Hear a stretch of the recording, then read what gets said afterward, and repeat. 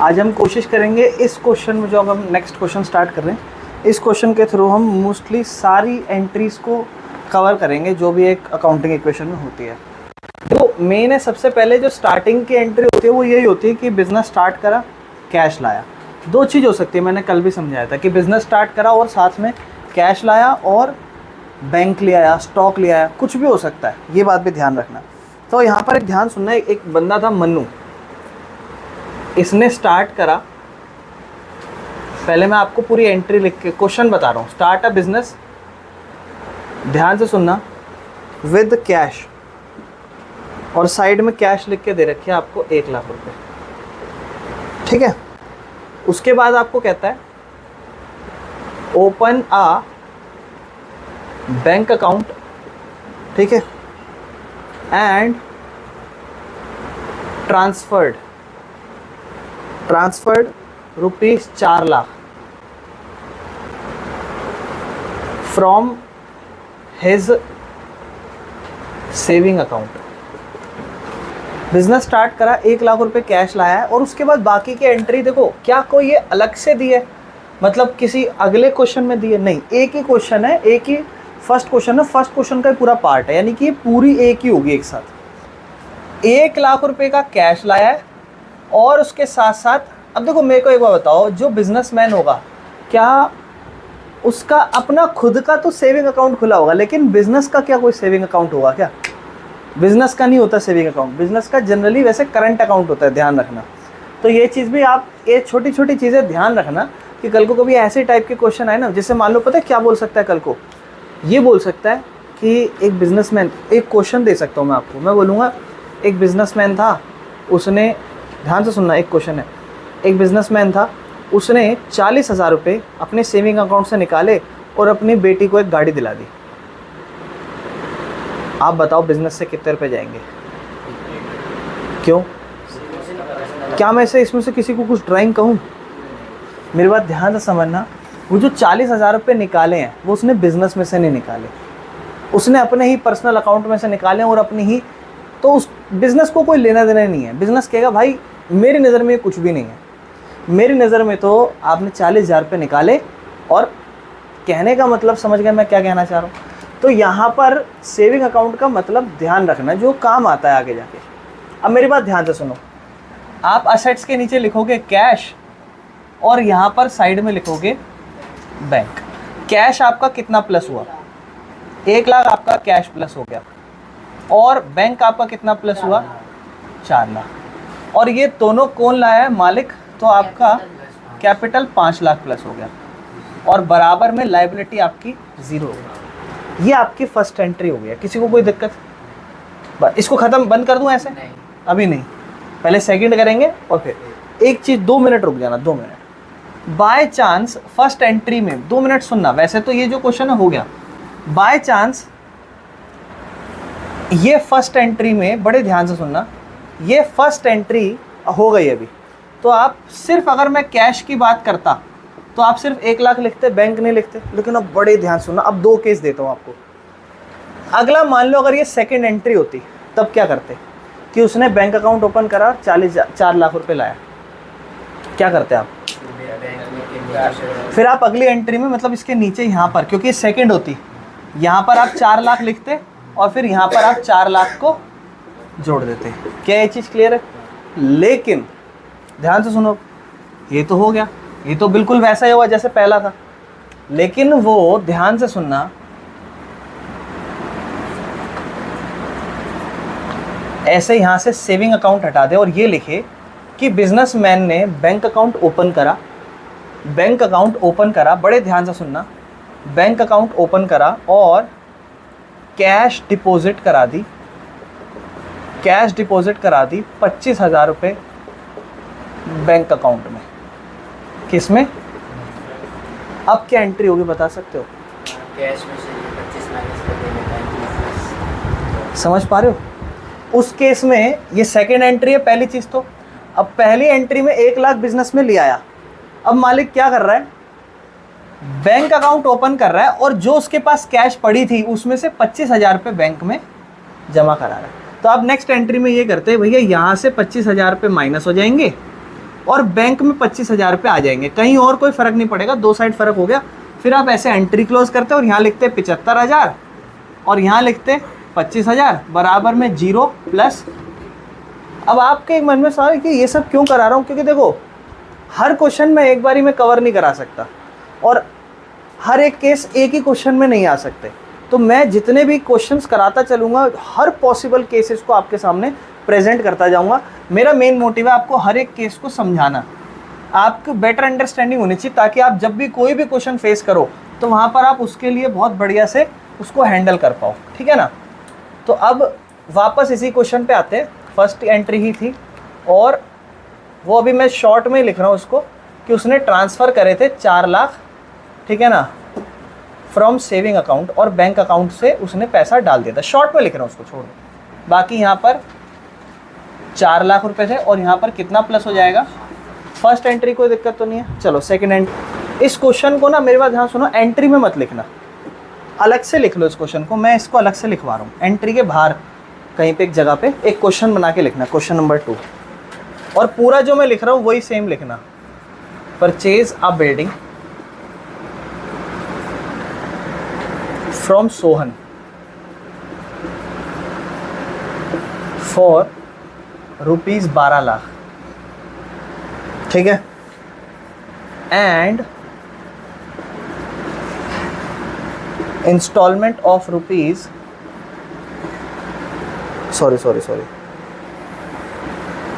₹12 lakh paid by taking a loan from SBI 10 lakh.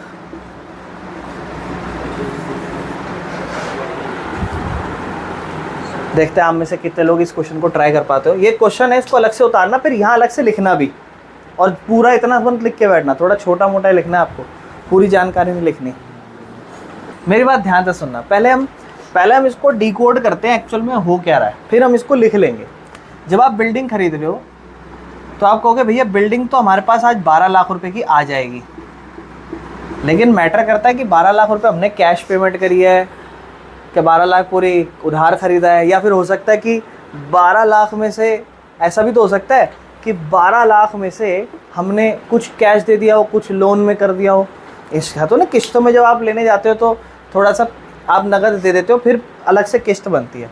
कहता है 12 लाख रुपए का तो उसने क्या करा, 12 लाख का तो उसने बिल्डिंग खरीद लिया सोहन से, और उसको जो उसने पेमेंट करा है वो लोन लेकर करा है SBI का 10 लाख। मतलब पैसा कितना देना है, 12 लाख। 10 लाख रुपए उसने सोहन को दिया और सोहन को 10 लाख रुपए उसने लोन लेकर दिया, और वो भी लोन लिया SBI से। बैंक गया होगा, बैंक से 10 लाख रुपए का लोन ले लिया, तो 2 लाख का क्या भाई, 2 लाख रुपए उसने कुछ बोला नहीं है, वैसे तो कैश पेमेंट कर दी होगी, मान लो बैंक कर दी होगी, क्योंकि पूरी पेमेंट बैंक से ही हो रही है। Paid by taking loan from 10 lakh का। क्लियर है, कोई दिक्कत तो नहीं है, समझ। ये हमारी सेकंड एंट्री, ठीक है। अब ध्यान से सुनना, बैंक से पैसा पेमेंट कर देते हैं। एक मन में आपके एक और सवाल आ सकता है, कैश क्यों नहीं करी, कैश है भी नहीं ना, इतनी कैश तो है भी नहीं, ठीक है ना। और आ क्या रहा है हमारे पास, बिल्डिंग आ रही है कितने की, 12 लाख, और पैसा सिर्फ 10 जा रहा है। यहाँ का नेट बैलेंस प्लस का 10 लाख है, तो बराबर में भी 10 लाख होना चाहिए अगर आप सोचो तो। नहीं तो आप बस इतना ही सोच लो कि भैया 10 लाख की हमारी क्या हो जाएगी। अब मेरी बात बड़े ध्यान से सुनना, लायबिलिटी में क्योंकि थोड़ा बड़ा क्वेश्चन जा रहा है तो आगे जाके इसमें और भी चीज़ें आएंगी, तो मैं यहाँ पर इसको थोड़ी सी साइड में करता हूँ ताकि आगे भी मैं और एंट्रीज कर सकूँ, ठीक है। थोड़ा सा मैं इस तरीके से कर लेता हूँ, ठीक है। थोड़ा सा इसको छोटा कर रहा हूँ मैं, और यहाँ लिख देता हूँ क्या, SBI लोन। कोई दिक्कत तो नहीं, ये सर्कल मत करना, मैं बस समझाने के लिए कर रहा हूँ। SBI लोन 10 लाख, कोई दिक्कत इस एंट्री में। और अब हम इस एंट्री को क्या करेंगे, क्योंकि 2 एंट्री हो गई ना अब हमारी, और यहाँ नीचे क्या लिखेंगे, न्यू इक्वेशन, और यहाँ पर हम लिखेंगे, ऊपर से हमारा बैलेंस आया, यहाँ कुछ नहीं, आप चाहो तो यहाँ जीरो लिख सकते हो, आप चाहो तो यहाँ पे जीरो लिख सकते हो, यहाँ इक्वल का साइन बना सकते हो, यहाँ जीरो लिख सकते हो, ताकि चीज़ें ज़्यादा सॉर्टेड लगे। और यहाँ पे हमारे पास कैश बची है अभी 1 लाख रुपए, बैंक में पैसा बचा है 2 लाख रुपए, बिल्डिंग आ गई 12 लाख रुपए, लाइबल है 10 लाख रुपए के लिए, और कैपिटल है हमारी 5 लाख, टोटल बैलेंस 15 लाख। सुनना, कहता है paid interest on loan and paid interest on loan and instalment. Interest on loan pay करा है 20,000 रुपये का। अभी आपने लोन लिया है क्या कोई? हाँ, SBI से लोन लिया है, उस पर लोन चुका दिया, लोन पे इंटरेस्ट चुका दिया, और इंस्टॉलमेंट कितने की? 1 लाख रुपए की इंस्टॉलमेंट। यानी कि 1 लाख रुपए की इंस्टॉलमेंट का मतलब बताओगे मेरे भाई? इसका मतलब क्या है? हाँ हाँ, 1 लाख रुपए। अब उधारी कितने की रह गई होगी? 9 लाख, या उसमें से 20,000 भी कम करोगे?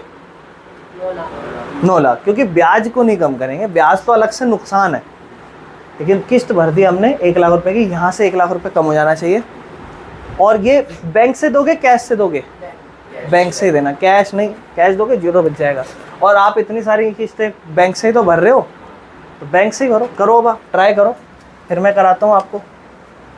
सबसे पहले तो देखो, बैंक से ही इंटरेस्ट भी पेमेंट करोगे, और ये 80,000, तो बैंक से टोटल पैसा कितना माइनस होगा? 1,20,000। 1,20,000। यहाँ पे इंटरेस्ट पे अलग से बता देना कि 20,000 रुपये का इंटरेस्ट था। 1,20,000 का 1,20,000 पे टोटल बैंक से पैसा चला गया, और उधारी जो भी माइनस हुई है ना, 1 लाख। वो 1 लाख की माइनस हुई है। लेकिन यार यहाँ तो डिफरेंस बराबर नहीं दिख रहा। 20,000 रुपये की कैपिटल भी माइनस होगी, क्योंकि यार नुकसान हो गया। ब्याज कोई आप किसी का कर्जा थोड़ा ना चुका रहे हो, ब्याज तो नुकसान है एक्स्ट्रा। किसने यही करा था? करना था, चलो कोई नहीं, ठीक है ना, समझ में आया। न्यू इक्वेशन बना देंगे इसके बाद लिख देंगे न्यू इक्वेशन। 1 लाख रुपए पूरी कैश बची है, 80,000 प्लस 80,000 रुपये का बैंक बचा है, 12 लाख, बराबर में 9 लाख प्लस 4 लाख 80,000। ये हमारा बैलेंस आएगा। 2 एंट्री एक साथ दे रहा हूँ नेक्स्ट के लिए। पहला है परचेज गुड्स फ्रॉम मोहन, ठीक है। फिर इसी का अगला क्वेश्चन, अच्छा गुड्स मोहन से कितना खरीदे वो देख लेते हैं एक बार। गुड्स खरीदे हैं हमने 1 लाख रुपए के, गुड्स खरीदे हैं हमने 1 लाख रुपए के। अगला कहता है गुड्स रिटर्न टू मोहन ₹20,000। मैं चाहता हूँ आप दोनों एंट्री एक साथ जल्दी से कर दो। एक साथ मतलब ऐसे नहीं, पहले एक फिर दूसरी। मैं आप क्या कहता है, सबसे पहले हमने क्या खरीदा था? गुड्स खरीदा है, परचेज गुड्स फ्रॉम मोहन। तो जब भी कभी सिर्फ उस जिससे भी खरीदा है उसका सिर्फ नाम लिख दे, इसका मतलब उधार का है, क्योंकि सिर्फ नाम लिखा हुआ है, ना लिखा हुआ कैश है क्या है, सिर्फ नाम लिखा है, तो इसका मतलब उधार का है। तो जब गुड्स खरीदे हैं मोहन से, तो गुड्स आ गए हमारे पास, यहाँ हम साइड में लिख देंगे गुड्स। थोड़ा सा हमारे पास जगह थोड़ी कम है, पर कोई नहीं, थोड़ा एडजस्ट कर लेते हैं। पर आप ध्यान रखना, आपको ढंग से बैलेंसिंग करनी, ताकि जगह सबकी बैलेंस्ड हो। जैसे हमारे पास थोड़ी जगह कम है, तो हम इसी के थोड़ा नीचे यहाँ लिख रहे हैं। तो गुड्स आ रहे हैं हमारे पास 1 लाख रुपए के, ठीक है। 1 लाख रुपए के हमारे पास गुड्स आ रहे हैं, और इसके हमारा पैसा नहीं जा रहा, उधारी हो रही है। तो यहाँ पर मेरे भाई, यहाँ पर आप क्रेडिटर लिख देना। समझ रहे हो ये चीज़? क्या अलग से लिखा आपने क्रेडिटर? SBI लोन के नीचे तो नहीं लिखा SBI लोन, बस इतना समझना, लिखना है अलग से, और फिर यहाँ पे थोड़ा सा क्रेडिटर में अलग से मेंशन करना है कितने रुपए, 1 लाख रुपए। और बाकी जगह थोड़ा बेहतर करने के लिए आप 0 लिख दो, ताकि आपका आंसर बेहतर हो। जैसे यहाँ प्लस में 0, यहाँ प्लस में 0, और यहाँ भी प्लस में 0, और यहाँ भी प्लस में 0। ताकि सब चीज़ें बेहतर नज़र आएँ। और फिर इस एंट्री को क्लोज़ कर दो यहाँ पे, क्योंकि पहले हम उसको ख़त्म करेंगे। क्या बचेगा? 1 लाख रुपये प्लस 80,000 रुपये प्लस 12 लाख रुपये प्लस 1 लाख रुपये बराबर 9 लाख रुपये की उधारी, और फिर से 1 लाख रुपये की उधारी और बढ़ा ली, प्लस 4,80,000। और ये हमारी क्या कहलाएगी? New equation. और फिर हम करेंगे इसकी फिफ्थ एंट्री, जो फिफ्थ एंट्री हमने ऑलरेडी लिख ली थी, जहाँ पर क्या लिखा हुआ था कि 20,000 रुपये के ऐसे गुड्स थे जो हमने वापस कर दिए। तो 20,000 रुपये के अगर गुड्स हम वापस कर रहे हैं तो आज 20,000 रुपये कम कर दो। और आपने अगर उसे कैश खरीदा होता तो आप जाके उससे कैश ले आते, लेकिन आपने तो कैश खरीदा नहीं, आपने तो उधार में खरीदा था। तो क्या आपकी 1 लाख रुपए की उधारी भी कम होएगी क्या आज? हाँ। कितने से कम हो जाएगी? 20,000 से उधारी भी कम हो जाएगी आपकी। और बाकी जगह कुछ भी नहीं, 0 प्लस 0 प्लस 0 बराबर 0 प्लस 0। और ये हमारी एंट्री क्लोज हो जाएगी। और यहाँ आएगा 1 लाख रुपये, ठीक है ना, प्लस में 80,000 रुपये, प्लस में 12 लाख रुपये, प्लस गुड्स भी 80,000 के बचे, बराबर में 9 लाख रुपये, प्लस में 80,000 रुपये, प्लस में 4,80,000 रुपये। और यहाँ पर ऊपर मैं इक्वेशन क्वेश्चन लिखना भूल गया, यहाँ लिख देता हूँ क्योंकि जगह थोड़ी कम पड़ रही है। गुड्स रिटर्न टू मोहन, जायज़ बात है, मोहन से खरीदे, मोहन को वापस कर दिए। और ये हमारी कहलाएगी न्यू इक्वेशन। समझ में आ रही है मेरे भाई? कोई दिक्कत तो नहीं? ठीक है।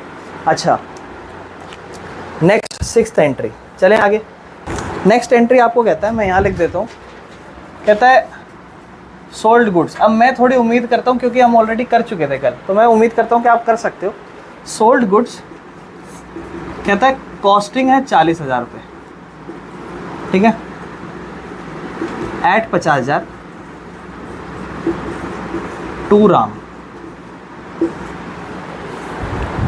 अच्छा देखो, कहता है गुड्स की ना कॉस्ट 40,000 की थी, यानी कि माल हमारे पास 40 का था, लेकिन हमने बेचा 50 में, तो 10 का क्या हो गया? प्रॉफिट। प्रॉफिट कहाँ पर प्लस होगा? कैपिटल में। गुड्स कहाँ जाएंगे? 80,000 में से गुड्स चले जाएंगे। क्या पैसा आ रहा है? उधार आ रही है, यानी कि कल को उसको पैसा देना है। तो असेट्स वो किस नाम से होगा? डेटर के नाम से होगा। ध्यान रखना, नाम याद रखना, ठीक है ना। तो देखो, और वो भी आप चाहो तो राम लिख सकते हो डायरेक्ट। अब ध्यान से देखो, पहले हम इसको ये क्वेश्चन क्या, सिक्स्थ एंट्री थी हमारी, तो यहाँ सिक्स्थ लिख देंगे और हम लिख देंगे ओल्ड गुड्स टू राम, ठीक है ना। और साइड में लिख देंगे कि इसकी कॉस्टिंग थी ₹40,000 एट 50,000 रुपये में बेच रहे, और बता देंगे कि प्रॉफिट हो रहा है हमारा कितने का? 10,000 का। अच्छा देखो, अब पैसा आ तो रहा नहीं है, पहले तो गुड्स भेज दो। 40,000 गुड्स चले गए 40,000 के, 40,000 के हमारे गुड्स चले गए। एक चीज़ और बताऊं, कोशिश करना जब भी आप कोई भी क्वेश्चन करो तो एग्जैक्ट डिजिट के नीचे डिजिट, वंस प्लेस के नीचे वंस, टेंस के नीचे टेंस। कुछ टीचर बहुत स्ट्रिक्ट होते हैं, जैसे हमारे टाइम पे वो कहते थे कि बिल्कुल वंस के नीचे वंस आना चाहिए, काटा पीट होते थे, पूरा क्वेश्चन गलत। तो कुछ कुछ टीचरों का होता है। और अकाउंटिंग में वैसे देखो, अब तो क्या है ना, चीज़ें बहुत कंप्यूटराइज्ड हो गई हैं, टैली आप बना टैली से कर लेते हो, लेकिन पहले के टाइम पे फिर पूरा सिस्टमेटिक तरीके से चलना होता था। हाँ जी, 40,000 रुपये के गुड्स गए, लेकिन पैसा नहीं आया, कल को आएगा, तो वो हमारा क्या हो गया? डेटर हो गया। और पैसा आएगा कल को 50,000 रुपये, और 10,000 का हमारा यहाँ पे किस किसने यही एंट्री करी है? 10,000 लिखा है। नहीं मेरे भाई, पूरा 50। क्लियर है मेरे भाई? सबको समझ में आया? किस किस का यही था आंसर? 2 जनों का यही था। चलो, अब बैलेंस लिख देते हैं कितना? 1 लाख रुपये। देखो बैलेंस अब बढ़ता जाएगा, लेकिन मैं आपको एक बात बोलूँ, आपके पेपर में जो क्वेश्चन आएगा ना, मैक्स टू मैक्स 4 से 5 एंट्री का आएगा, इतनी सारी एंट्री का नहीं आएगा, ये बात ध्यान रखना। 4 से 5 एंट्री आएगी तो 4 नंबर, 4 एंट्री 4 नंबर। डेटर कितना? 50,000 बराबर, बाकी सब जगह, अच्छा पिछली एंट्री में बाकी सब जगह 0 था, तो 0 0 0 जरूर डाल देना, बराबर में 0 प्लस 0। और ये हो गया हमारा 9 लाख। थोड़ा मैं शॉर्ट में लिख रहा हूँ, ठीक है, क्योंकि ना स्पेस की थोड़ी प्रॉब्लम है। और 4,90,000, तो 4.90 लाख मैं लिख रहा हूँ, और ये हमारी क्या कहलाएगी, न्यू इक्वेशन। बहुत ज़रूरी है मेरे भाई, नंबर कट जाते हैं इससे, ध्यान रखना। चलो नेक्स्ट एंट्री पे चलें, 2-4 एंट्री बची, इसको ख़त्म करते हैं फिर। ध्यान से सुनना मेरी बात। नेक्स्ट एंट्री आपको कहता है टुक गुड्स फॉर पर्सनल यूज़ 10,000 रुपये। मज़ेदार है। टुक गुड्स फॉर पर्सनल यूज़, मैं इसको पूरी एंट्री पढ़ूंगा आपको। ₹10,000, ये तो यहाँ एंट्री के लिए लिखा है मैंने। क्वेश्चन में आपको इसको पता है क्या कहता है, आपको क्वेश्चन में कहता है, हाँ यही है बस, took goods from for personal use 10,000 रुपये।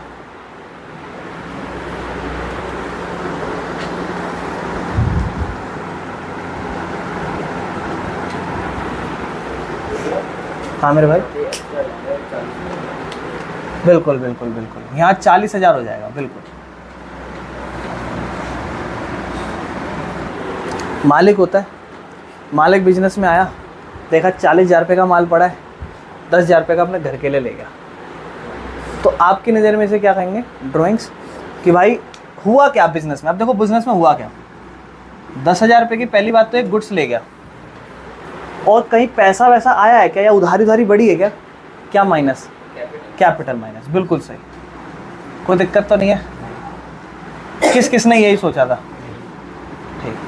अब देखो कितना बचा है, 1 लाख रुपए प्लस 80,000 रुपये प्लस 12 लाख शॉर्ट में लिख देते हैं, प्लस गुड्स अब हमारे पास 30,000 के रह गए, डेटर हमारा अभी भी 50,000 का है, 9 लाख प्लस 80,000, और ये अब हमारा प्लस में बचा है 4.80 लाख, और ऊपर यहाँ जो भी हुआ था सब 0 0 0 प्लस 0 बराबर में 0 प्लस 0, सब लिखना जरूरी है मेरे भाई, ठीक है। नेक्स्ट एंट्री पे चलें, न्यू इक्वेशन। अब ध्यान सुनना, अब आगे के 2-3 क्वेश्चन मैं एक साथ ही दे रहा हूँ आपको, ठीक है, एक साथ ही, बहुत छोटे छोटे लिखे हुए। 8th एंट्री कहता है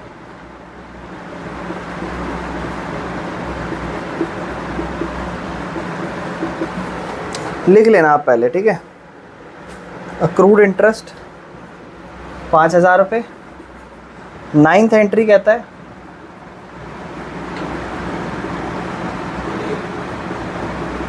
कमीशन रिसीव्ड इन एडवांस 20,000 रुपये, और नेक्स्ट 10th लास्ट एंट्री कहता है कैश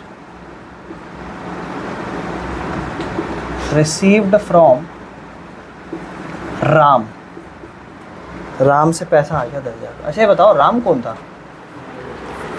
इसने बिल्डिंग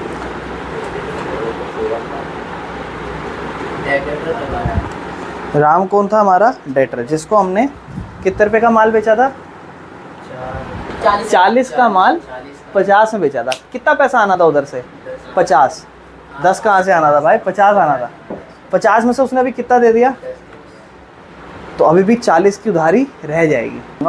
एक बार ज़रूर उसको देख लेना, देख सकते हो, आधे घंटे की ज़रूर देख लेना, तुम तो खास करके, क्योंकि वो उसमें ना मैंने ये सारी बातें करी हैं, तो एक बार ज़रूर देख लेना। अक्रूड इंटरेस्ट बहुत इंपॉर्टेंट चीज़ है, बार बार आएगी, आप लोग कोशिश करना। देखो मैं जब करा भी रहा था ना, तब भी मैं यही बोल रहा था बार बार आएंगे, तो याद रख लेना। अगर आपको याद रहेंगे आप बहुत आराम से क्वेश्चन कर जाओगे। इंटरेस्ट है ब्याज, अक्रूड का मतलब क्या होता है, ध्यान से समझना। कभी भी वर्ड अक्रूड लिखा आ जाए तो उसका मतलब समझ जाना कि ऐसा कोई भी चीज़ है जो कमा तो लिया है लेकिन मिला नहीं है, कमा तो लिया है लेकिन मिला नहीं है, मतलब उसका आपने काम तो कर दिया लेकिन अभी पैसा मिला नहीं है। मेरे भाई आप बता सकते हो पैसा आ गया, नहीं आया ना, लेकिन आप खुश हो रहे होगे मनी मन, हाँ, कि काम कल को आ तो जाएगा। आप बताओ लायबिलिटी है या असेट्स है, सोचो। असेट्स है, क्यों, क्योंकि कल को आएगा, जाना तो नहीं है ना, यानी कि ये ऐसा ब्याज है जो कमाई तो हो गई, फ़ायदा अच्छा तो लग रहा है लेकिन पैसा नहीं मिला, तो आप असेट्स में क्या लिख दोगे, अक्रूड इंटरेस्ट लिख दोगे, हैं, लेकिन इसको प्लस करके तो लिख दोगे, दूसरा इफेक्ट कहाँ डालोगे, कैपिटल में प्लस। क्यों, पैसा तो नहीं आया लेकिन आपको पता है कि पैसा आ जाएगा, फ़ायदा हो जाएगा, तो आप इस एंट्री में क्या करोगे, बड़े ध्यान से देखना, एक और साइड में हलक सा बना के यहाँ लिखोगे 5,000 रुपये कल को आने वाला है और यहाँ पर आज 5,000 रुपये का फ़ायदा हो गया, और इसको फिर आप क्लोज कर दोगे। किस किस ने ये सोचा था?